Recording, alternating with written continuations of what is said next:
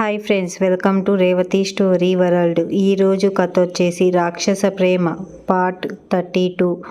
ఆర్య తయారై త్వరగా కాలేజీకి బయలుదేరింది. ఆమె కాలేజీ గేటు దగ్గరికి రాగానే ఆమెకు ఏదో వింతగా అనిపించింది.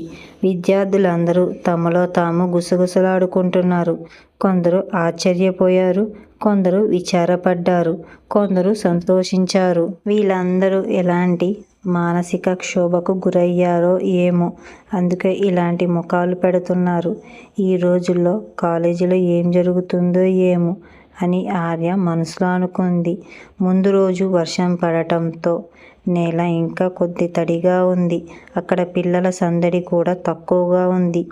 ఆర్య నెమ్మదిగా ముందుకు వెళుతుండగా చాలా కోపంగా కనిపిస్తున్న మాయపై ఆమె దృష్టి పడింది. మాయ స్నేహితురాలు ఆమె పక్కనే నిలబడి ఉంది.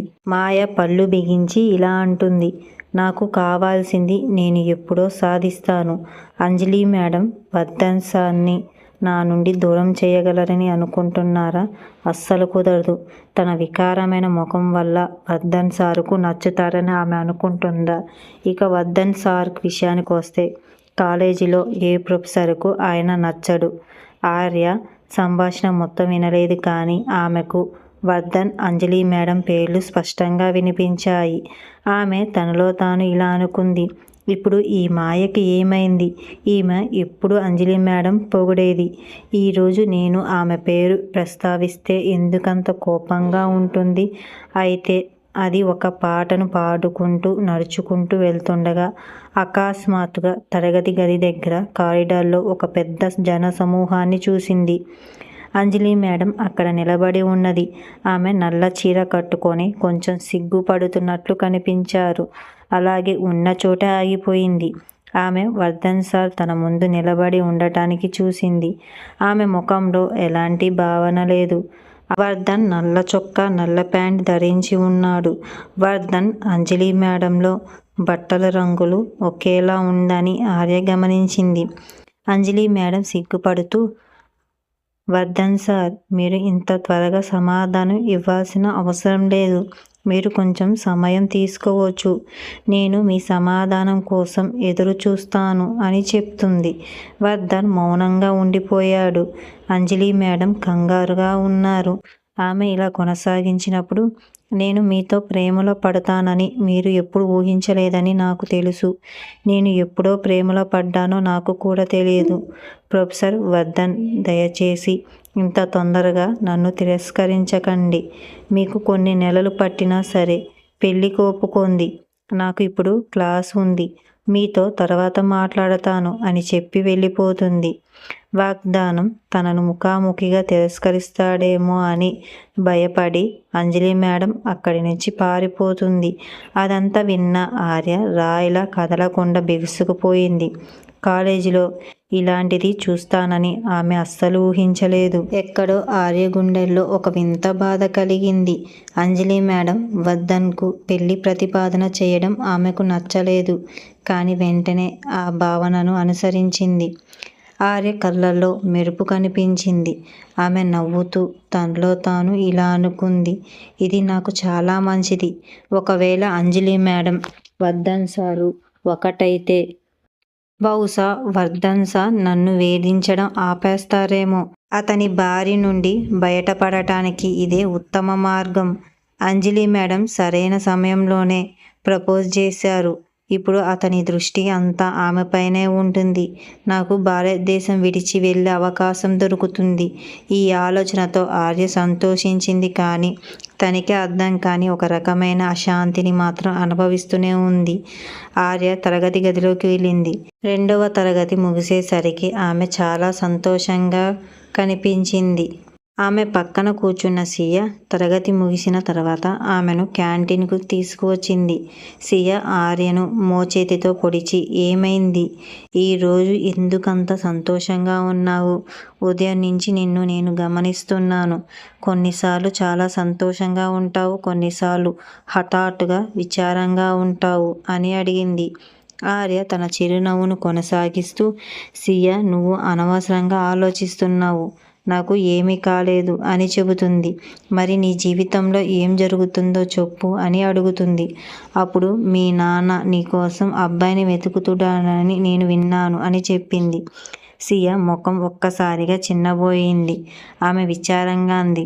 నువ్వు ఈ విషయం గురించి ఎందుకు మాట్లాడుతున్నావు? ఆ మనిషి గురించి నేను అస్సలు మాట్లాడుకోవటం లేదు. అతను ఎంత ఎక్కువగా మాట్లాడతాడో నీకు తెలుసా? అతన్ని ఎప్పుడు వాగుతూనే ఉంటాడు. నేను అతన్ని ఒక్కసారి కలిశాను, అంతే. నన్ను అవమానించాడు. ఆర్య ఆమెను ఎగతాళి చేస్తూ, అయితే ఏంటి? నువ్వు కూడా ఎప్పుడు మాట్లాడుతూనే ఉంటావు కదా అని అంటుంది. సియా సరదాగా ఆమెని తేలిక కొట్టి, అయితే ఏంటి? నేను అమ్మాయిని.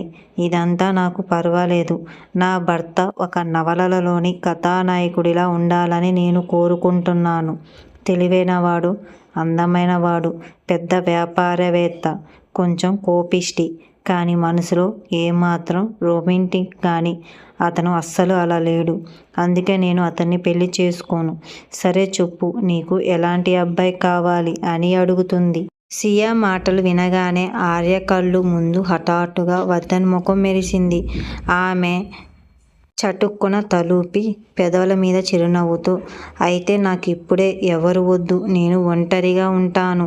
సంతోషంగా ఉండాలనిపిస్తుంది. నన్ను నేనే భరించలేను. ఇక పెళ్లి చేసుకుంటే పాపం అతను ఎలా భరించాలి? అందుకే ఇలా ఉండిపోవడమే మేలు అని అంటుంది. కొద్దిసేపటి తర్వాత వాళ్ళిద్దరూ క్యాంటీన్ నుండి బయలుదేరారు. కానీ దారిలో అందరూ అంజలి మేడం, వర్ధన్ సార్ గురించే మాట్లాడుకుంటున్నారు. మధ్యాహ్నం 2 గంటలైంది. తరగతులన్నీ ముగిశాయి. విద్యార్థులందరూ తరగతి గది నుండి బయటికి వెళ్తున్నారు. సియా ఆశ్చర్యంగా చుట్టూ చూసింది. వర్ధన్ ఎక్కడా కనిపించడం లేదు. ఆర్య అంజలి మేడంకి ఏం సమాధానం ఇస్తారో చూద్దాం అని అంటుంది. వర్ధన్ పేరు అంజలి మేడంతో ముడిపడినప్పుడు ఆర్యకు మళ్ళీ అసౌకర్యంగా అనిపించింది. వారి పేర్లు కలిసి వినడం ఆమెకు ఇష్టం లేకపోయినా ఆమె తన మనసుని కోల్పోలేదు. వాళ్ళిద్దరూ కాలేజ్ గేట్ దగ్గర చేరుకునేసరికి డ్రైవర్ అప్పటికే కారు తీసుకొచ్చి ఉండటం ఆర్య చూసింది. సియా చెయ్యూపి, బాయ్ బాయ్, నేను వెళ్తున్నాను. ఇంట్లో నా కోసం ఎలాంటి కొత్త నాటకం ఎదురు చూస్తుందో నాకు తెలియదు. రేపు కలుద్దాం అని చెప్పింది. ఆర్య వీడ్కోలు పలికి కారులో ఎక్కింది. డ్రైవర్ కారును స్టార్ట్ చేయక క్షణాల్లోనే ఆ కారు కాలేజీకి దూరంగా హైవేను దాటింది. మార్గం మధ్యంలో ఒక విల్లు వద్ద ఎర్ర లైట్ పడటంతో కారు ఆగింది. ఆర్య గొణుకుతూ పరధ్యానంగా అటు ఇటు చూస్తుండగా అకస్మాత్తుగా దగ్గరలో ఆగి ఉన్న కారు ఆమె కంటపడింది. ఆమె అది చూడగానే కళ్ళు పెద్దవి చేసుకుంది. డ్రైవింగ్ సీట్లో వర్ధన్ కూర్చొని ఉండగా అతని పక్కన అంజలి మేడం పక్కనే కూర్చొని ఉంటుంది. ఆర్య కనుబొమ్మలు పైకి లేచాయి. అంజలి మేడం వర్ధన్ వైపు దొంగ చూపులు చూడటం ఆమె గమనించింది. ఆమె అప్పుడప్పుడు 1-2 మాటలు చెప్పేది. దానికి ప్రతిస్పందనగా వర్ధన్ కేవలం తల ఊపాడు. వారి మధ్య వాతావరణం చాలా అసౌకర్యవంతంగా, ప్రశాంతంగా ఉన్నట్లు అనిపించింది. ఇది ఆమెకు అస్సలు నచ్చలేదు. ఆమె కోపంతో పిడికిలి బిగించి తనలో తాను గొణుక్కుంటుంది. నాకే ఎందుకు బాధగా ఉంటుంది? నేను చాలా సంతోషంగా ఉండాలి. కానీ ఈ వర్ధన్ ఎలాంటి మనిషి?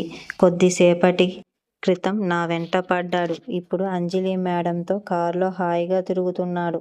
మగవాళ్ళని ఎప్పుడు నమ్మకూడదని ఎవరో సరిగ్గానే చెప్పారు.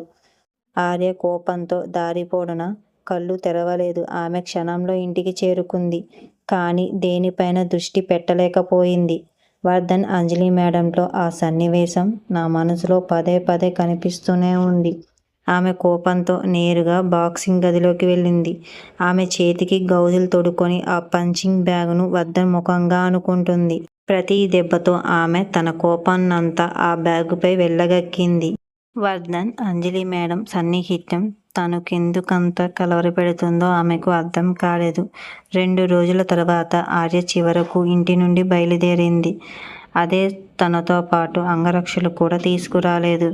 ఆమె మాల్కు కొద్ది దూరంలో ఉన్నప్పుడు సియా తనకు చెయ్యి ఊపడం చూసింది. ఆర్య మెల్లగా నవ్వి ఆమెకు మరింత దగ్గరగా కదిలింది. ఆమె భుజం మీద కొట్టి, హే మిత్రమా, నీ ముఖం ఎందుకంట పాలిపోయి ఉంది. నువ్వు నన్ను వదిలి వెళ్తున్నావు కాబట్టి నేను ఆందోళనగా విచారంగా ఉన్నా అని అంటుంది. ఇది విని ఆర్య కళ్ళు తెప్పి, నేను దేశాన్ని విడిచి వెళ్తున్నాను, ప్రపంచాన్ని కాదు అని చెప్పింది. సియ ముఖం చిట్లించి, రెండూ ఒకటే, ఎందుకంటే నువ్వు నాకు దూరంగా ఉంటావు. ఏదేమైనా నువ్వు ఇక్కడ ఉన్నంతసేపు నేను నీతోనే ఉండాలని కోరుకుంటున్నాను. ఇప్పుడు త్వరగా షాపింగ్కి వెళ్దాం. నీకు కొన్ని మంచి బట్టలు కొనిస్తాను. అప్పుడు నువ్వు విదేశాల్లో ఆ బట్టలు చూసినప్పుడు నేను నీకు గుర్తుకు వస్తాను. నిజంగా నా మిత్రమా, నేను నువ్వు లేకుండా బ్రతకలేను అని చెప్పి ఆమె ఆర్యను కౌగిలించుకుంది. ఆమె తన నుండి దూరంగా నెట్టేసి, ఆర్య కొద్దిపాటి కోపంతో ఉంది. నువ్వు నాతో సరసాలు ఆడమాకు, ప్రయత్నించకు, నిశ్శబ్దంగా నడువు అని చెప్పి వాళ్ళిద్దరూ షాపింగ్ మాల్ లోపలికి వెళ్తారు. చాలా బట్టలు కొన్నారు. అప్పుడు సియ కళ్ళు ఒక చొప్పు మీద పడ్డాయి. సియ తలతలలాడే కళ్ళతో ఆ చొప్పును చూసి ఆర్య చెయ్యి పట్టుకుని, రా ఆ చొప్పులు తీసుకుందాం అని చెబుతుంది. ఆమె ఆర్యను బలవంతంగా తీసుకెళ్ళింది. అకస్మాత్తుగా ఆర్య చూడకూడదు అనుకున్న వ్యక్తిని చూసింది. ఆర్య వెంటనే వెళ్ళిపోవాలనుకుంది. కానీ అప్పుడు సమీర ఆమెను గమనించింది. సమీర నవ్వి, ఏ ఆర్య, నువ్వు కూడా ఇక్కడే ఉన్నావా అని అడిగింది. పదండి, కలిసి షాపింగ్కి వెళ్దాం. నేను ఒకటి చెప్పడం మర్చిపోయాను, వర్ధన్ కూడా నాతో వచ్చాడు అని ఆమె వర్ధన్ వైపు వేలు చూపిస్తూ చెప్పింది. వర్ధన్ పేరు వినగానే ఆర్య కళ్ళు ఆశ్చర్యపోయింది. ఆ తర్వాత ఆమె సమీరాను చూపించిన దిశగా చూసింది. వర్ధన్ కొద్ది దూరం లోహంతో కలిసి నిలబడి ఉన్నాడు. సమీర ఆర్య ముఖం కవళికలను చూస్తూ ఉండిపోయింది. ఆమె కావాలని ఇలా అంటుంది. నిన్ను చూస్తుంటే వర్ధన్ నాతో పాటు షాపింగ్కి వచ్చిన విషయం నీకు తెలియదు అనుకుంటా అని అంటుంది. సమీర ఆర్యను, నీకేమీ బాధ లేదా అని అడుగుతుంది. సియ వర్ధన్ చూసి ఆశ్చర్యపోయింది. కానీ సమీర మాటలు విన్న తర్వాత కొంచెం గందరగోళానికి గురైంది. ఆమె అయోమయం చూపుతో ఆర్య వైపు చూసింది. ఆర్య ఇంకా వర్ధన్ వైపు చూస్తూ ఇలా అంటుంది. అతను ఒక పెద్ద వ్యభిచారి, అది నాకు బాగా తెలుసు. మొదట నా వెంట పడ్డాడు, తర్వాత ప్రొఫెసర్ అంజలి వెంట పడ్డాడు. ఇప్పుడు ఈ అమ్మాయితో అతనికి హద్దులే లేవు. కానీ నాకెందుకు బాధగా ఉందో తెలియడం లేదు. ఏదేమైనా నేను ఈ దేశాన్ని, ఈ ప్రదేశాన్ని విడిచి వెళ్ళడం మంచిది. అతని ఇలాంటి వ్యక్తి నాకు ఎప్పుడు తగినవాడు కాదు, ఎప్పటికీ కాకూడదు అని అనుకుంటుంది. ఆర్య సియా చేతిని పట్టుకొని, ఎలాంటి భావోద్వేగం లేకుండా ఇక్కడి నుండి వెళ్ళిపోదాం పద. మంచివాళ్ళు ఈ ప్రదేశానికి రారని నాకు ఇంతకు ముందు తెలియదు. తెలుసుంటే నేను ఇక్కడ అస్సలు అడుగు పెట్టేదాన్ని కాదు అని అంటుంది. ఆమె వెళ్ళబోతుండగా సమీర ఆమెను ఆపి, నేను వర్ధన్ని ఇక్కడికి పిలవమంటావా అని అడుగుతుంది. ఇది విన్న ఆర్య నకిలీ నవ్వుతో, మీరు ఎవరిని పిలవాల్సిన అవసరం లేదు. మీరు వాళ్ళతో వచ్చారు కదా, కాబట్టి మీకు నచ్చినంతసేపు షాపింగ్ చేసుకోండి. ఆర్య కఠినమైన మాటలు విన్న తరువాత సియా మీద కోపంతో ముఖం ఎర్రబడింది. ఆమె కావాలనే గట్టి స్వరంతో, ఓయ్ ఆర్య, ఆగు అని అంటుంది. అప్పుడు సమీర వెంటనే వర్ధన్ వైపు చూసి ఆందోళనగా నటిస్తున్న స్వరంతో, వర్ధన్, నువ్వు నాతో ఇక్కడికి వస్తున్నావని ఆర్యకి చెప్పలేదా? చూడు, నిన్ను నాతో చూసి ఆమెకు కోపం వచ్చి ఇప్పుడు వెళ్ళిపోతుంది అని అంటుంది. వర్ధన్, రోహన్ ఇద్దరు తమ విన్న శబ్దం వచ్చిన దిశగా చూశారు. వారి కళ్ళు సియాతో ఉన్న ఆర్యపై పడ్డాయి. వర్ధన్ చూపులు మరింత గాఢమయ్యాయి. అతను 2 రోజులుగా ఆర్యను చూడలేదు మరియు ఆమె కాలేజీకి ఎందుకు రావటం లేదు అతనికి తెలియదు. కానీ అతని ముఖంలో ఎలాంటి భావము లేకపోవటంతో అతను ఏమి ఆలోచిస్తున్నాడో అర్థం చేసుకోవడం చాలా కష్టంగా ఉంది. ఆర్య అతని వైపు కనీసం వెనక్కి తిరిగి చూడలేదు. సియ కౌంటర్ వద్ద బిల్లు చెల్లించి బ్యాగుతో బయటికి వెళ్ళింది. ఆర్య బయటికి రాగానే కోపంగా ఇలా అంటుంది. నా అదృష్టం ఎందుకింత చెడ్డది. నేను చూడకూడదనుకునే వాళ్ళనే పదే పదే నా ముందు ప్రత్యక్షం అవుతున్నారు. నా జాతకం మీద ఎవరో మాయ చేశారో నాకు తెలియడం లేదు. ఆ మాటలకి సియ ఆమె ముందు తన 2 చేతులను ఆమె నోరుపై వేసి, ఓ మేడం, ఒక్క నిమిషం ఆగండి. ముందు లోపల ఏ డ్రామా జరుగుతుందో చెప్పండి. ఆ అమ్మాయి ఎవరు? వర్ధన్ సార్ మీకు షాపింగ్ గురించి చెప్పలేదని ఆమె ఎందుకంటుంది? మీకు వర్ధన్ సార్‌తో అక్రమ సంబంధం ఉందా? నాకు నిజం చెప్పండి అని అడుగుతుంది. ఆమె ఆర్యను అనుమానపు చూపులతో చూస్తుంది. ఆర్యకు కొంచెం కంగారు కలిగినా వెంటనే తేరుకొని ఏమీ మాట్లాడకు. నీకు అర్థమవుతుందా? ఆ అహంకారితో నేను అక్రమ సంబంధం పెట్టుకోగలనని నువ్వు నిజంగా అనుకుంటున్నావా? అతన్ని నేను ఒక్క నిమిషం కూడా భరించలేను. ఇక పిచ్చివాగుడు ఆపు. పద ఇంటికి వెళ్ళిపోదాం అని అంటుంది. సియాకు ఆర్య మాటలపై కొద్దిపాటి నమ్మకం మాత్రమే ఉంది. ఆ తర్వాత ఆమె ఆర్యను అనుసరించడం మొదలుపెట్టింది. ఆర్యకు లోపల మంటగా అనిపించింది. ఆమె తనలో తాను ఇలా అనుకుంది. ఆ మనిషి గొంతు పిసికి చంపేయాలనిపిస్తుంది. నాకేమవుతుందో నాకే తెలియడం లేదు. అతని గురించి ఆలోచించడం ఆపలేకపోతున్నాను. సియా ఆర్య భుజం మీద చెయ్యి వేసి, సరే ఇప్పుడు మనం ఐస్ క్రీమ్ తిందాం. అప్పుడు నీ మూడ్ కొంచెం చల్లబడుతుంది అని చెప్తుంది. ఆర్య అయిష్టంగానే ఆమెతో వెళ్ళింది. సియా ఐస్ క్రీమ్ ఆర్డర్ చేయడానికి వెళ్ళగా ఆర్య తనకు బాత్రూమ్ అవసరమైనప్పుడు నటిస్తూ అటువైపు వెళ్ళింది. ఆర్య స్నానాల గది వైపు వెళ్తుంది కానీ ఆమె మనసు ఇంకా ఆలోచనలోనే ఉంది. తన వెనక అకస్మాత్తుగా ఒక నీడ ఉందని ఆమె గమనించలేదు. అప్పుడు హఠాత్తుగా ఎవరో ఆర్య నోటిపై చెయ్యి పెట్టారు. ఆర్య ఉలిక్కిపడి తనను తాను విడిపించుకోవడానికి ప్రయత్నించింది. ఆర్య వెంటపడిన వారు ఆమెను బలవంతంగా ఒక గదిలోకి తీసుకువెళ్ళి లోపల నుంచి తలుపు మూసేశారు. అతను ఆర్యను గోడకి అదిమి పట్టాడు. అతని ముఖం చూడగానే ఆర్య భయం కొంచెం తగ్గినా ఇది నీచమైన పని అంటూ కోపంతో రగిలిపోతుంది. వర్ధన్ చల్లని నవ్వుతూ నన్ను పట్టించుకోకుండా ఉండటానికి నీకెంత ధైర్యం అని అన్నాడు. ఆర్య అతనిని ఎగతాళి చేస్తూ నేను నిన్ను పట్టించుకోకపోతే నీకేంటి? ఆయన ప్రతిరోజు కొత్త అమ్మాయిలతో నువ్వు చాలా సంతోషంగా ఉంటున్నావు కదా అని అంటుంది. ఆర్య మాటలు విని వర్ధన్ ముఖం మరింత కఠినంగా మారింది. ఉన్నట్టుండి ఒక వంకర నవ్వుతో నీకు అసూయగా ఉందా అని అన్నాడు. ఇలా చెబుతూ అతను ఆర్య వర్ధన్ వైపు చూసి ఆ తర్వాత భావరహితంగా పక్కకు తప్పుకొని నేను బయటికి వెళ్ళాలి అని అంటుంది. కానీ వర్ధన్ అస్సలు కదలలేదు. ఆర్య కొంచెం చిరాకుగా అదేంటి నన్ను ఇబ్బంది పెట్టను అని మాట్లాడుకున్నాం కదా అని చెబుతుండగా వర్ధన్ నవ్వి నేను అలాంటిదేమి చెప్పనట్టు నాకు గుర్తులేదు అని అన్నాడు. ఆర్యకు మరింత కోపం వచ్చింది. నువ్వెలా ఇలా చెయ్యగలవు? నీ మాట తప్పుతున్నావు. నాకు వారం రోజు సమయం ఇచ్చావు. కానీ ఆ వారం ఇంకా ముగియలేదు. ఆయన నన్ను వేధిస్తున్నావు. వర్ధన్ సిగ్గు లేకుండా అన్నాడు. నేను నీకు వారం రోజులు సమయం ఇచ్చాను. విషయం నాకు అస్సలు గుర్తులేదు. నాకు గుర్తుండేలా నేను నిన్ను పెళ్లి చేసుకున్నది అని చెప్పటంతో ఆర్య కంగారు పడటం మొదలుపెట్టింది. ఆమె వేలు చూపిస్తూ నేను మీలాంటి సిగ్గులేని వ్యక్తిని ఇంతకుముందు ఎప్పుడు చూడలేదు అని అంటుంది. ఆమె వర్ధన్ దగ్గరికి వెళ్ళి ఇప్పుడు చూడు అని అన్నాడు. ఆర్య అప్పటికే మన సంక్లిష్టమైన భావోద్వేగాలకు సతమతమవుతుండగా దానికి తోడు వర్ధన్ ఆమెను మరింత ఇబ్బంది పెడుతున్నాడు. ఆమె నిరాశతో నీకేం కావాలి అని అడిగింది. వర్ధన్ ఆమె వైపు చూసి తరువాత ఆమె 2 భుజాలను పట్టుకొని ఈసారి గంభీరంగా నువ్వు నాకు కావాలి అని అంటాడు. ఆర్య నాకు సరిగ్గా వినపడటం లేదనిపిస్తుంది. వర్ధన్ మాటలు ఇంకా ఆమె మనసులోనే ప్రతిధ్వనిస్తూనే ఉన్నాయి. వర్ధన్ ఒక్క అడుగు వెనక్కి వేసి నేను ఒక్కసారి చెప్పి మళ్ళీ దానిని చెప్పను.